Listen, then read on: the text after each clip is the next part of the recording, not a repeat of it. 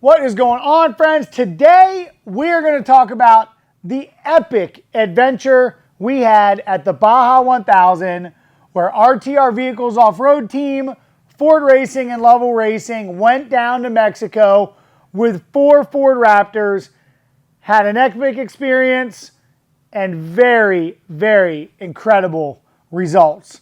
Let's get to it, friends.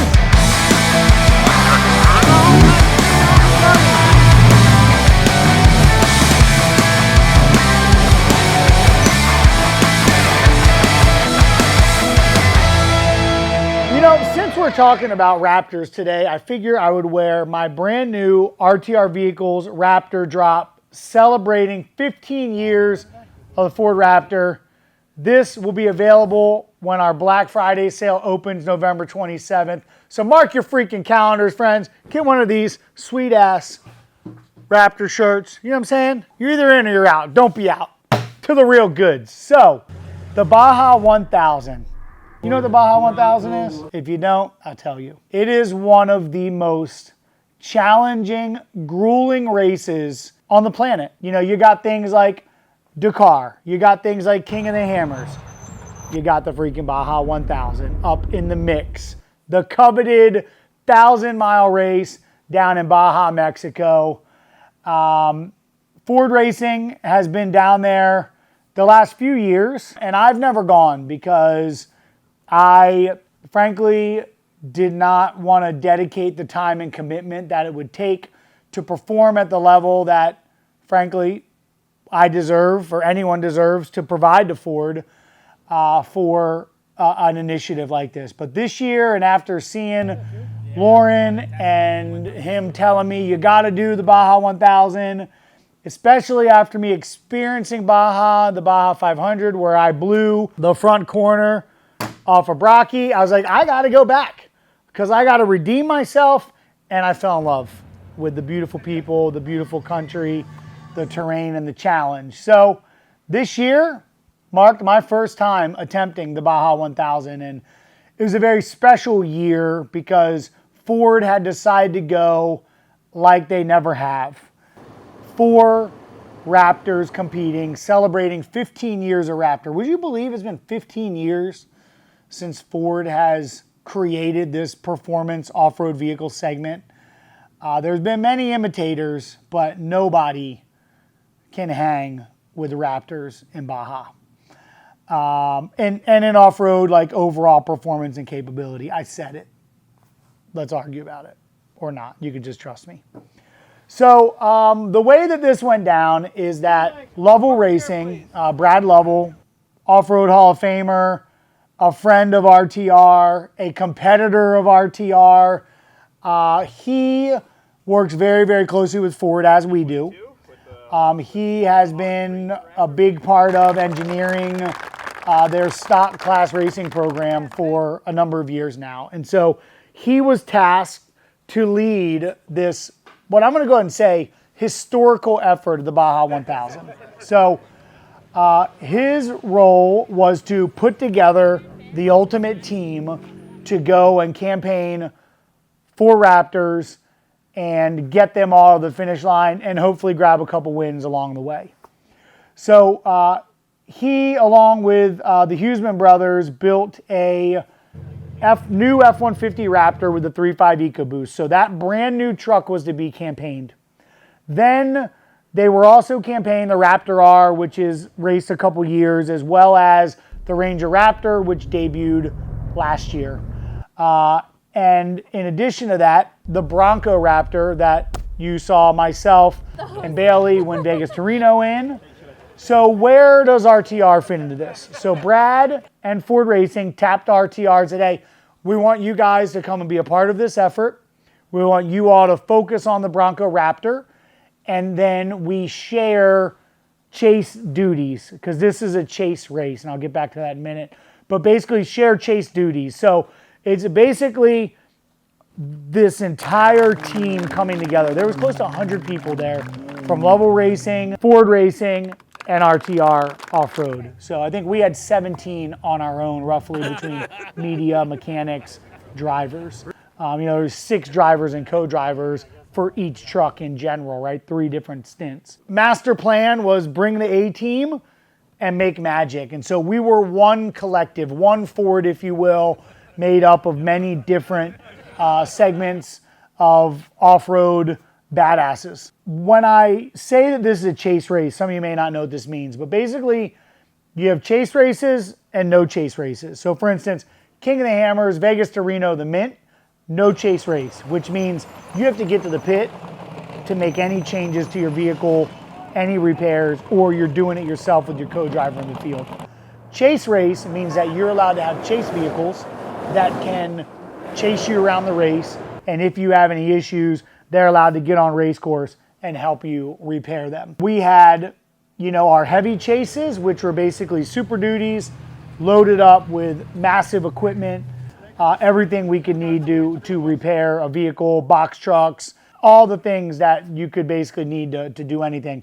Then we had our fast chases, which were basically production Raptors that were able to get into, the areas. That was basically the overall gist of like what moves around the race during it. And then we had Ford Racing there in command, which they were in a Tremor. They had a lead engineer, the motorsports director, and his top lead under him, running around and basically calling all the shots for anything that could or could not have happened. And they were basically race control for the collective. So pretty cool effort. Really, really incredible to see this all, unfold. And so, that's, gist of strategy and a little bit of background on how this works. But process-wise, we all met up in San Diego. We all crossed the border together. And then when we crossed the border, all of the teams, right? So it was broken up into 3 stints. You had your teams that were starting. You had your night shift, myself. This is where we split off. Team night shift. Let's go. Morning, boys. Morning, boys. we got a credit card, and we got a Starlink, and half a brains. We're good. Oh, good. And then you had your teams that were finishing. And so it was basically 3 squads that kind of moved as units. Loren, who was start, and then the rest of the squad for the other vehicles, they all went to Ensenada and started focusing on their pre-run, which, don't quote me, but it was roughly mile 1 to mile 280-ish. And I had mile 280-ish to like 560, and then Bailey was finishing. And so all 3 squads kind of went to their respective start spots for pre-running. We in Mexico, friends. Have to do some pre-running, baby. Well, we got into Mexico, no issues, nice and smooth through the border, and we are here in San Quintin, or San Quentin for my American friends. We are about to go hit pre-running, so we're gonna drop in at the pit where we will be taking the Bronco Raptor from Loren and Eric, and we're gonna run the first like 60 miles today. The goal is to hit that 3 times, do it 2 times during the day, make notes, and then confirm it at night. And then we will head up to San Felipe, where we will get some sleep, wake up, and then go run some of the other sections that we're doing. So, and we each had roughly 3 to 4 days to do pre-running down in Mexico. And pre-running, frankly, is like so fun. It's work. We didn't get tacos, but we got quesadillas, so it's close. It's similar ingredients. Close, very close. It's a little bit daunting because this is a rough ass course. That section is rough. We had the fast, we had all the cactus, rocks, Sand, silt. Baja is wild. Caution. These are big boys. Caution. Okay. Dirt Scott. Our plan was to pre-run each section 3 times. We ultimately ended up doing it 2 times because we felt that it was enough, and we wanted to save the mileage on the pre-runners because it is seriously abusive. I mean, we're running, not race pace, but running a pretty good pace, making notes, and, checking our list and checking it twice because you don't want to hit a big rock and find out that it wasn't nice. See what I did there? It's close to Christmas. Pre-running was epic, though. We met up in the morning with the other teams that were driving the other vehicles, came up with a game plan. Some really great people I hadn't spent time with before, so it was really fun to kind of vibe and meet everyone. And then we hit the course, and we're picking lines, radioing, communicating, you know, what to do, you know, and really picking proper lines. At night, we're not trying to figure it out. We got notes now where we know, hey, there's a spot on the right, spot on the left. So silt beds are gnarly. Keep your head up and at least get your tires up on the high spots. You know, the thing with Baja is there is a suggested race line and there is a course, but this basically when you're in Baja, you race VCP to VCP. And so VCP is a virtual checkpoint. And so you don't have to run the main race line, and especially in certain areas where silt and other treacherous conditions kind of form, you want to find the alternative lines. And so you're able to go as far off course as you want, basically, as long as you pick up the VCPs. And so a lot of what we were doing with pre-running was, you know, go run the main line. We made some notes on optional lines. And then the second time we ran it was at night, and also exploring, you know, some more of these optional lines to get us what we were going to use as our race line. And the stock trucks, you know, very capable, but they're not trophy trucks. And so the whole time you're out pre-running, you're kind of reading the terrain and knowing what's going to form when 40-inch tire, 1,200 horsepower monsters come driving through. And you want to avoid that rough stuff because the stock trucks can't do 50, 60, 100 miles an hour through the big whoops like the trophy trucks. For us, it was 3 days of that, making sure everything, you know, we were prepared. We tested our road speed zones, what our, you know, cruise control needed to be set at. Yeah, they're stock trucks. We have cruise control. But there's quite a few transit roads, and you don't think about it, but you set your cruise control to 60. Well, you start going down a hill, and it might hit 61 or 62 for a couple seconds.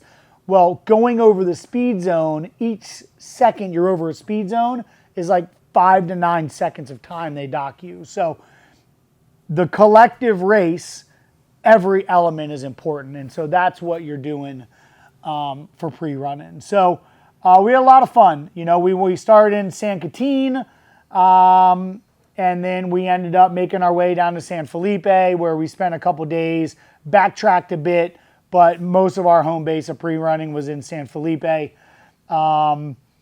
We had a Bronco Raptor for pre-running, and I own a Bronco Raptor. I've had a lot of fun in a Bronco Raptor, but I think pre-running in a Bronco Raptor gave me a whole nother level of respect for the capabilities of a production Raptor. It handled, I mean, we did well over 1,000 miles. And I was not easy on. Again, I was running, not race pace, but, you know, 70, 80%, 85% in time, sometimes 90%. And we were just ripping. It had, I mean, we didn't turn a wrench on the thing, and it was just absolutely flawless. Really, really impressive.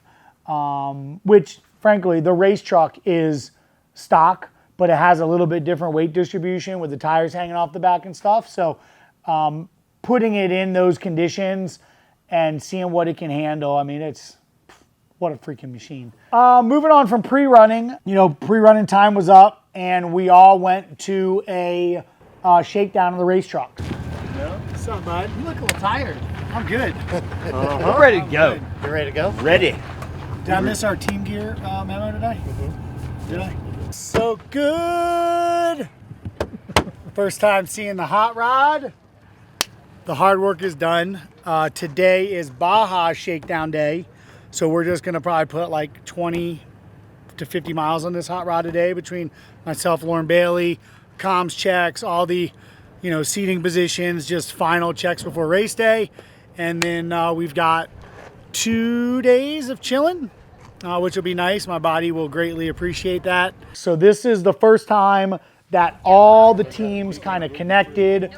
We went there. The Ledukes, who take care of feeding us and making sure our bellies are satisfied, had tacos there, and we went through some drills. We went through some tire changing drills, comms checks, all basically the final race prep. Myself, Bailey, Loren, all got to do a few miles in the truck just to reacquaint ourselves after, you know, pre-running, to get in the race truck and just kind of calibrate that. Again, I want to talk about the race truck and let you all know, because a lot of people are like, oh, they're not stock. These are literally, if you took a Bronco Raptor, took it off the showroom, put a cage in it, put race seats in it, gutted it, you know, the wheel racks on the back, put provisions on it for other safety things, harnesses, all of that, and went and drove it. It is literally stock. Stock motor, stock transmission, stock transfer case, stock axles, stock differential, stocks to stock. I do believe, actually, we do use a little more grippier pad that handles a little higher temperatures. The truck is quite a bit heavier than a production truck, so that also helps with that. But stock calipers, stock rotors. We did put method forged wheels on them. It is really stock. I mean, there's a couple minor things like some temperature coatings or wraps around the brake line close to the caliper. Just things for the extended heat that you're going to see only in racing. But all of the materials, like brake lines are factory. I mean, all of it. It's really, really impressive. You know, now it's time to wait. You know, we've been down there pre-running for days. We're calibrated. Trucks are ready. So now we're, you know, at tech and contingency and registration. This is where the trucks go downtown. Everyone in Ensenada and locals get to come check out the race trucks. And it's a vibe. I mean, the love for racing in Baja by the locals is really, really incredible. And I got to say, you know, the Mexican families and everyone that we've come across has just been so welcoming and love that we're there.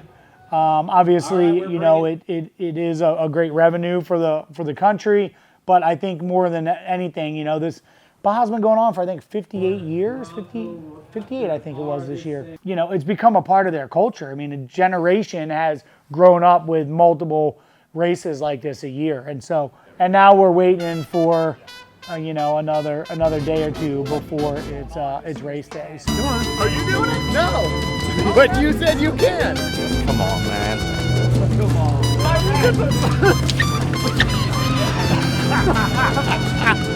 Wait a minute, why are my knees doing that? You got it? That? Yeah. You're joking, right?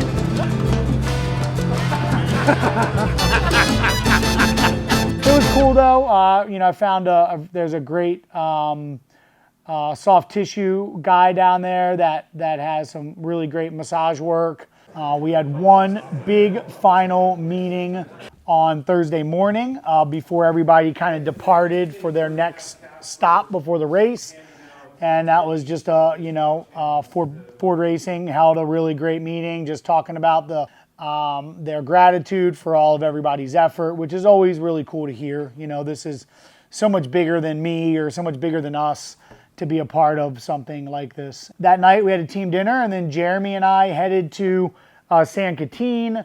Bailey and Brian stayed the night in Ensenada, and then they chased some of the race, or their plan was to chase some of the race Friday before they got to get some sleep and then get in the truck on Saturday morning. So now we are race day. Jeremy and I woke up on a beach in San Quintin. Used my Pure Wave PMF mat to just, you know, just stay chill and you know, again, get rid of some of the inflammation and stuff like that. And then I started to tune into the race a bit. And Loren and Eric, you know, left the line around noon. At this time, we were planning on leaving around 4 o'clock to get the pit around 6 and hopefully jump in the truck around 8. And so Loren and Eric were doing well, right on pace. Everything was going good. And then right around, you know, Loren started chatting about some issues that he felt the brakes were kind of pulsating and getting some interference, kind of like traction control based interference, even though we had everything off. And ultimately, we had a front diff failure. And the feeling was that the traction control kind of doing that grabbed the diff at the wrong time and created a load and broke it. Our team showed up with the chase trucks, fixed the diff, lost probably an hour and a half, 2 hours, but it's a very long race and frankly not even a big deal.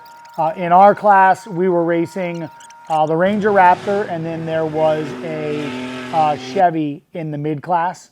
And the F-150s were racing a Toyota in the full-size class. And so, they're fixing the diff. We're realizing that time's bad, and I'm starting to think and talk to some of the engineers about, okay, what changed between Vegas to Reno and now? Because Vegas to Reno, the truck was perfect. I drove it, Bailey drove it. This interference was not there. And what we learned was that we changed a module, and this is a lot of what Ford does, right? Testing in Baja, these types of things to go to production. And what we figured out, or what I think is not official, I did not get, Ford to tell me how to say this or not, so don't quote me on all this, but what I believe is we had a different AVS module with a different software on it, and the calibration for the stability control or traction control had a differentiator for the difference between front and rear wheels, and it was always trying to keep it relatively in the same realm. And so when the front end would get weight off it and spin a little more, again, this is my belief of what was happening, it started to interfere and try to slow it down. And this is a safety thing that is in all vehicles, but we had it, the previous generation, when you turn off advanced track, it wasn't there. Whether this was something they were testing or, we're not always privy to all the details because some of it is secret of what they're doing. But the bottom line is we believe that caused a problem, and the engineers and we agreed that could have been a challenge. So basically we agreed that they would flash it, and they did an over-the-air update on the truck while it was racing. And flashed the new software into it.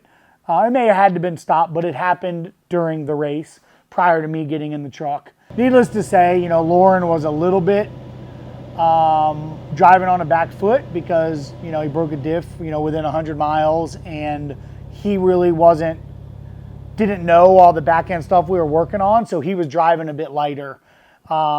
Switching a lot between 2-wheel drive and 4-wheel drive, which we've never had to do with this truck. But my point is that Loren lowered his pace tremendously to make sure that we had a clean truck to get to myself, which frankly, mine and Loren's job was literally get Bailey a clean truck. Loren get me a clean truck, me get Bailey a clean truck. So we knew it was going to be a little later now, and frankly, I was a little bit nervous. There's a night stint. I live on the East Coast. So I was already originally supposed to get in the truck at 8 o'clock p.m., which was 11 o'clock my time. Now I'm getting in the truck at 10 p.m., which is 1 o'clock my time. And I just, I was a little bit nervous about it, obviously not too focused on it, but I just, made sure that I got the rest that I needed at the hotel, made sure that I didn't eat too much of the delicious Mexican food so my body wasn't bogged down. And made sure that I was getting good quality nutrients for very high, dense energy. Hi, friend. Hey, bud. How are you doing? Damn. Just over here being spaceman, charging up, getting a little juice in my body, charging my battery. How's the day been so far for you? It's been good. It's been real good. Lazy. Yeah. Chilling, doing nothing. Went for a walk on the beach this morning, had breakfast, got a massage, had dinner. And now here we are. Meanwhile, they're getting their butts kicked. Meanwhile, we're just watching Loren and Eric get their ass whooped all day. And then also my Pure Wave mat, which I think, which you guys saw previously, I was using at the hotel. This is something that I run a setting in before I get in the truck on Vitality that kind of juices me up a little bit. And then I had the travel applicator on the seat for while I was racing. So I felt that I was really prepared to, if I got getting tired or whatever, getting tired. If I was, to, start to fade off, I felt like I was prepared. And Jeremy had a lot of snacks in his snack bag. You're like, cool, what kind of snacks I got? And I dig into the dash, and he's like, what's my variety? What's my choice? And I'm like, well, we have Stinger cookies and cream or Stinger honey bites. Oh, we have dates, and I have a whole plethora. And so, Loren hands me a really good, clean truck.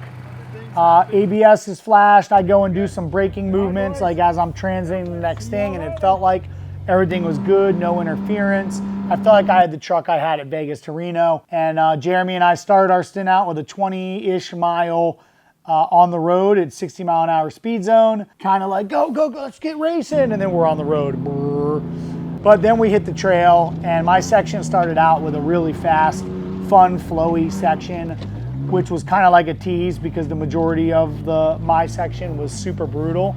Sun was already down, rigid lights on, which they're unbelievable. I gotta say, though, I had zero issues with visibility. It just created like a perfect light tunnel for me to be focused on and just drive. And so yeah, we went and ran, and you know, I'm very proud to say we did a good job pre-running because our notes were spot on. I was able to get momentum and check up when I needed, and we really had a really good run going. We got to the silt bed. We knew one of the Raptors got stuck in the silt. I don't remember which F-150 it was. The silt was gnarly, but it was good for that to happen because we learned and we figured out a way to not get stuck in the silt, which was basically working our way through. We had to drive through some brush, but we basically used the opportunity to VCP race and go around some stuff and not have to go through the silt and risk it. And for those of you that don't know, basically silt is like powdery. It's like the most powdery, fine earth material you can find, right? It's just pulverized dirt, if you will. And the main lines get really deep ruts. And so the center stays where it's at. The 40-inch tires from the monster trucks, you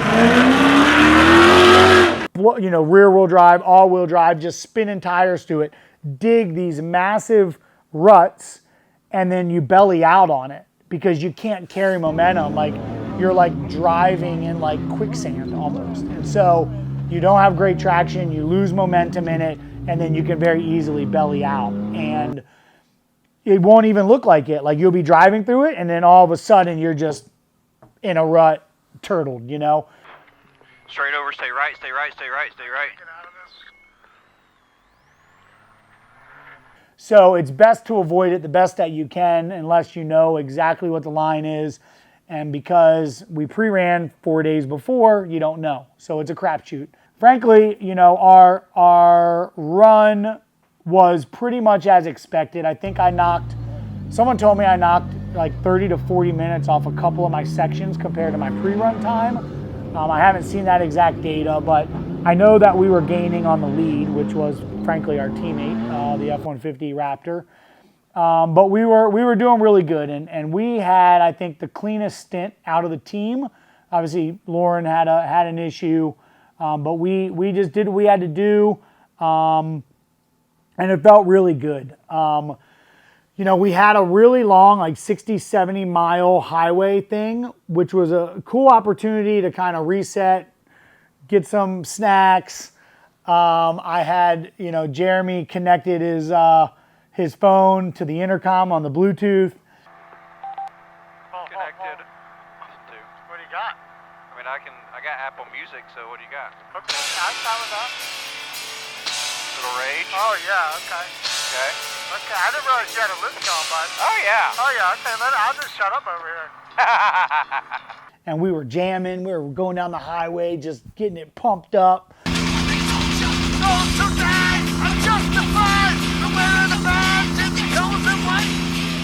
Which a lot of the team members also, some were probably annoyed, but others were like, it said that it was like a nice reset for them. Hey,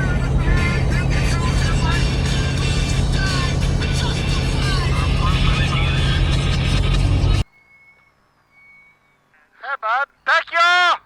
Thank you. We're going back to music. I mean, we had Rage Against the Machine, Motley Crue, Incubus. Is there speed here or just back on the road? Get back on the road. And it was fun. It was an hour of just, okay, getting set before we got into like the stupidest part of our freaking race, which was the big stuff, basically starting over in the San Felipe side of Mexico. And I don't remember all the names of things because I'm a rookie. But anyway, this is big shit.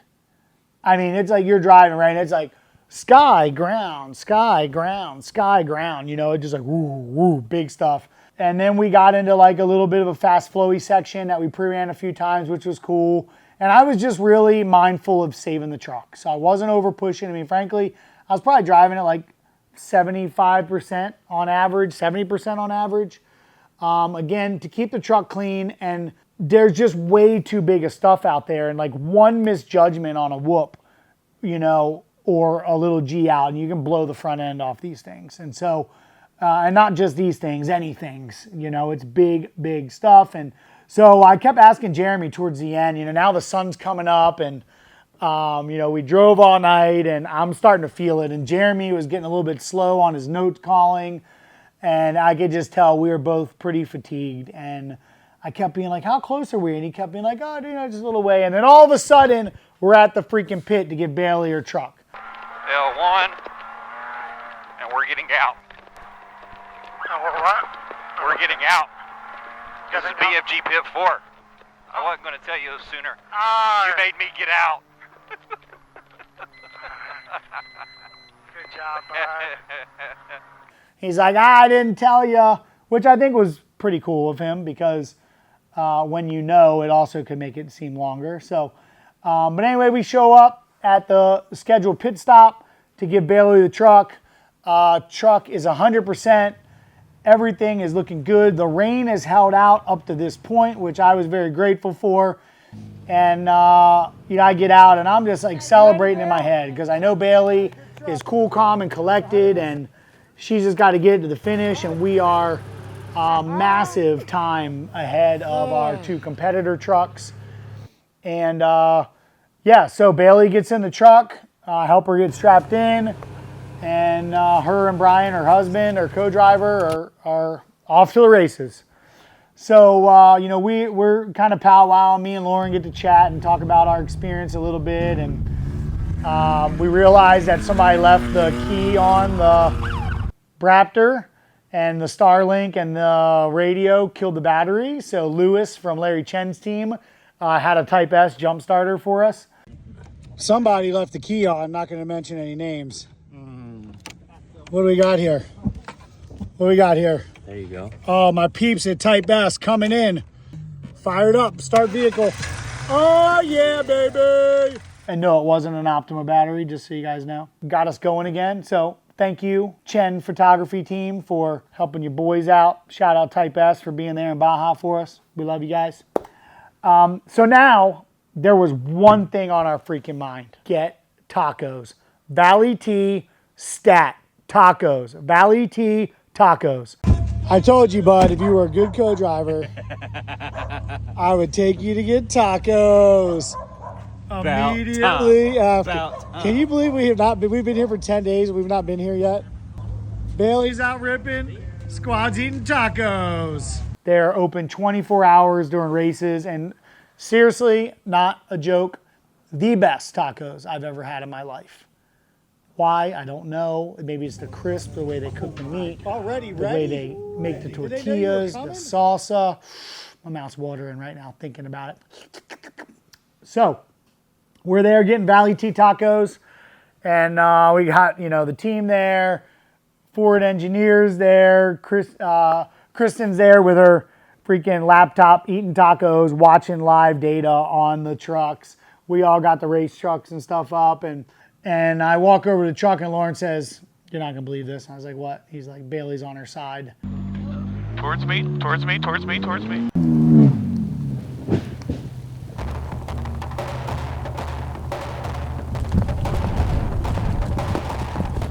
Over here, we can get it.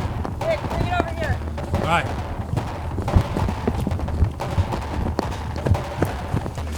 Fuel pump 1. 105 feet to waypoint, 112 miles to target. And I'm like, what? So all these things went to my mind. Like, you know, is that standard thing of like celebrating too soon, you know? But we knew that it wasn't a big like rollover. It was a tip. And it basically got diverted from her line she pre-ran by a group of spectators, which is potentially a thing that happens in Mexico. She got diverted, which to her meant this line was blocked or whatever. and she basically was up on this ledge that got super slick, and the back started to slip off it, and she couldn't. She tried to turn down, but it was too late, and it just, boom, slid her down a ravine into a rut and tipped the Bronco onto its roof. Fortunately, one of our team members was close by and was able to get her tipped back over, and then the thrash started to get the truck ready to go back and race. And if this isn't a Ford tough story, I don't know what is.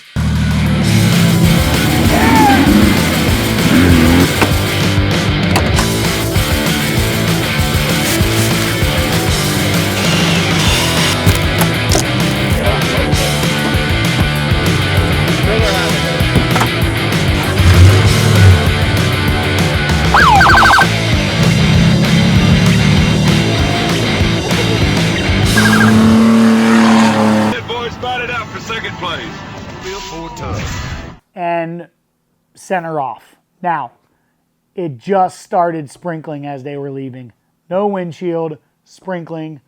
And so they kept at it. And it's pouring. And when it pours in the desert, you know what happens. Big puddles, nastiness, mud, people getting stuck. I mean, it was just insane. We met them, I don't know, 50 to 75 miles in their stint. I actually had some waterproof Alpine Stars driving gloves. Bailey's hands were freezing, so I gave her those driving gloves. They might have been a little big on her, but she made it work. And yeah, they went and got this thing to the finish. They actually had one other hiccup where there was this massive, massive mud puddle, like I mentioned, the silt beds and the ruts, and they went through it, and they got a little bit turtled out on it. So Loren and I went in with one of the pre-runners, yanked her out, and then we just followed her the last like 10 or 15 miles to Rancho Nelson, because where we were at, you can't go backwards on course, so we kind of had to finish that section. And so, yeah, we followed her into Rancho Nelson, dipped off, and she went and finished the final lap and came in for the finish, bringing home the mid-class stock victory to the Bronco Raptor. I'm so glad we're done. I guarantee it. I guarantee it. Good job. Nice driving. And the RTR Vehicles and Ford Racing team. And it was incredible. It's something that I am just really incredibly proud of. You know, getting to Baja is a thing on its own. Competing at Baja and completing pre-running is another thing. Finishing the race is another thing, let alone, you know, winning class in our first effort like this is really, really cool. It's something special to be a part of, and just a huge testament to what Ford is doing with Raptor, and basically building vehicles that can basically pretty much come from the showroom, go complete a Baja 1000, and literally the thing would have been ready to drive across the border the next day had we wanted to. In fact, Brad ended up driving his Raptor across the border, the one that won which by the way, they won the stock class in the brand new F-150 EcoBoost that they built. All 4 trucks made it to the finish line, which for stock vehicles, incredible accomplishment. And, yeah, just really proud of our team. Grateful for Ford Racing to put their money where their mouth is, quite frankly. And you know, they are changing the game in off-road, and they are the leaders in the space. And I expect them to continue to be, and we love being a part of it. So that was our Baja 1000 recap, friends. Hope you enjoyed it. If you guys ever get the chance to go to Baja, it's epic. If you love adventure, I love it because you can chase the races. There's plenty of spectator areas. It's really, really, really cool. So much love, friends. We'll see you next time.